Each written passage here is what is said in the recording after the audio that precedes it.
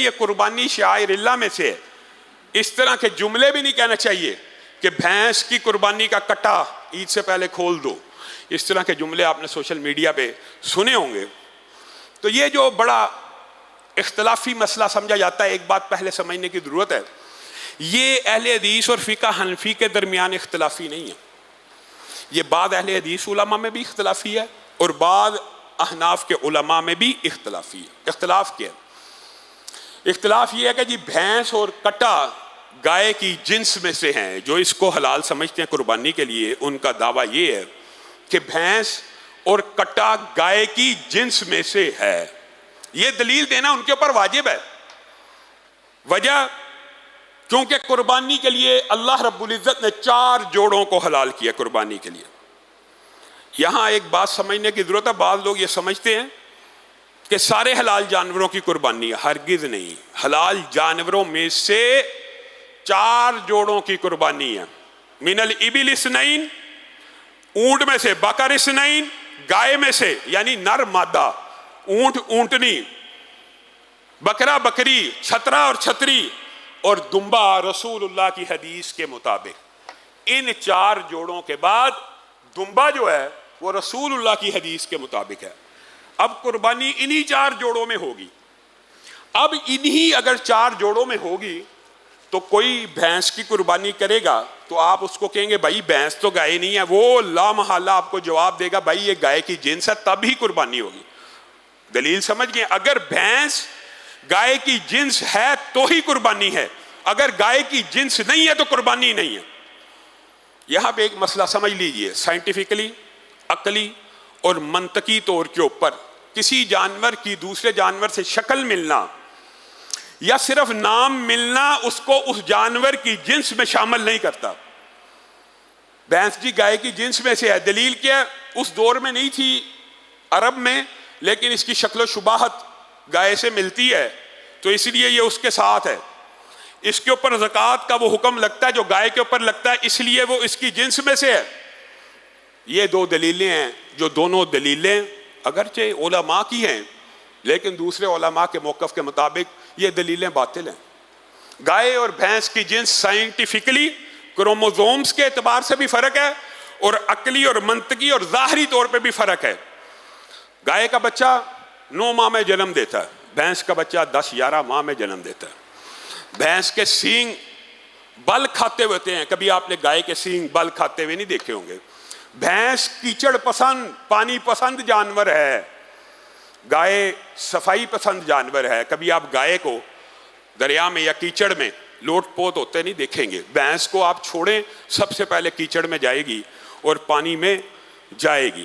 دودھ کی نوعیت کا بھی فرق ہے. پھر جنس کے اختلاف ہونے کا سب سے بڑا جو سائنس کے طالب علم ہیں وہ بھی جانتے ہیں اور جو عام لوگ ہیں وہ بھی جانتے ہیں، فیملی ایک ہو، سپیشیز الگ بھی ہوں لیکن اوپر سے فیملی ایک ہو تو بھی ان سپیشیز کا آپس میں اختلاط ہو جاتا ہے، آپس میں تعلق قائم ہو جاتا ہے، آپس میں انٹرکورس ہو جاتا ہے. آپ دیکھیں گدھا اور گھوڑا الگ الگ جنس ہے کہ نہیں؟ فیملی ایک ہے تو گدھا اور گھوڑا کا آپس میں ملاپ ہو جاتا ہے کیونکہ کروموزوم کا سٹرکچر ایسا کہ ملاپ ہو سکتا ہے. کوئی ذی شعور بندہ گھوڑے کو اور گدھے کو ایک جنس نہیں کہہ سکتا. الگ الگ جنسوں کے باوجود ملاپ ممکن ہے. اسی طرح زیبر ہے. اب یہاں پہ آپ بھینس کا اور گائے کا ملاپ کر کے دکھائیے، نہیں ہو سکتا. یعنی صرف جنس فرق نہیں ہے، فیملی بھی فرق ہے. اور اس فیملی کو بفلو کہا جاتا ہے. یہ جنگلی جانور ہے اور وہ پالتو جانور ہے. اس کو آپ حل میں جوت لیں گائے کو جتنے مرضی سال، بھینس کو جوت دیں. یعنی زمین آسمان کا فرق ہے. جو پہلی دلیل ہوگی کہ جنس میں سے ہے وہ عقلی منطقی طور پہ جنس میں سے نہیں ہے. پھر دوسری بات نام کا. جی بعض لوگوں نے اس کو نام سے کہا ہے کہ یہ بھی نوم من البقر ہے. اب آپ ایمانداری سے بتلائیے گا، زیبرا اس کو کیا کہتے ہیں عربی میں؟ حمار وحشی. حمار کیا نام ہے؟ حمار. کیا نام حمار ہونے سے زیبرا حرام ہو جائے گا؟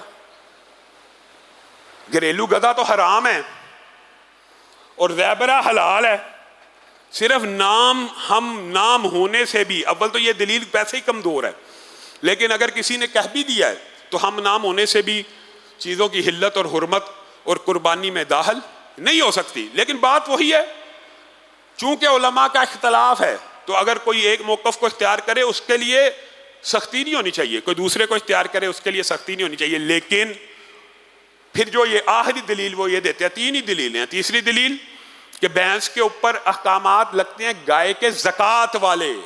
یہاں پہ یاد رکھیے احتیاط کا ایک کلیہ ہوتا ہے، فقہی کلیہ، فقہی۔ بھینس کے اندر زکوٰۃ دینے میں احتیاط ہے کہ گائے کے اوپر قیاس کیا جائے اور اس کے مطابق زکوٰۃ دی جائے، اور قربانی کے اندر احتیاط یہ ہے کہ وہ نہ کی جائے۔ احتیاط کے بھی دو فقہی قاعدے ہوتے ہیں۔ قربانی کے اندر بھینس کو لے کے جائیں تو احتیاط یہ ہے کہ ان 4 اجناس کی جائے اور بھینس کو نہ کیا جائے، اور زکوٰۃ کے اندر جب احتیاط کا کلیہ آئے گا تو ادا کرنا احتیاط کا پہلو ہے، اس لیے یہاں پہ احتیاطاً ادا کی جاتی ہے۔ تو یہ 3 جو دلائل ہیں یہ ان لوگوں کے ہیں، اور میں حیران ہوتا ہوں کئی مرتبہ کہ بھینس کی قربانی پہ اتنا لمبا چوڑا 10 دن بحث ہوتی ہے، ہر سال 10 دن۔ بھینس تو اب گائے سے سستی رہی بھی نہیں، بھینس تو اب مہنگی ہے، اب گائے اویلیبل ہے، اب وہ 4 اجناس جن کے اوپر کوئی شک و شبہ نہیں موجود ہیں، تو ان کو کرنے کی بجائے ایک مشکوک چیز کو کرنے کا کیا فائدہ ہو سکتا ہے؟ کوئی فائدہ نہیں۔ اللہ رب العزت جو کہا گیا، جو سنا گیا، اس کو سمجھنے کی توفیق عنایت فرمائے۔ اگر کسی ساتھی کے ذہن میں قربانی کے حوالے سے کوئی اور بھی سوال ہو تو وہ کر سکتا ہے۔ ہاں، میرے ذہن میں ایک اور بات آ گئی، ساتھیوں نے بھی پوچھا تھا، گائے کے اندر 7 حصے ہوتے ہیں، اونٹ کے اندر اگر آپ چاہیں تو 7 حصے بھی رکھ سکتے ہیں اور 10 حصے بھی رکھ سکتے ہیں، 7 حصے بھی اور 10 حصے میں بھی، یہ اللہ رب العزت کی طرف سے آسانی ہے۔ پھر گائے کے اندر کیا 2 حصے عقیقے کے رکھے جا سکتے ہیں اور 5 حصے قربانی کے؟ آپ قربانی اور صدقے کو ملا رہے ہیں، نہیں رکھے جا سکتے، حتیٰ کہ حالی گائے کے اندر عقیقہ کیا نہیں جا سکتا۔ گائے کا عقیقے کے ساتھ کوئی تعلق نہیں، عقیقے کے لیے ایک مکمل جانور کی جو حدیث ہے، ہاں اس جانور کی شرط دوندہ ہونا ضروری نہیں ہے، وہ کم عمر ہو سکتا ہے، اس میں کسی بھی قسم کے کوئی اچنبے کی بات نہیں ہے۔ اللہ رب العزت جو کہا گیا، جو سنا گیا، اس کو سمجھنے کی توفیق ہے۔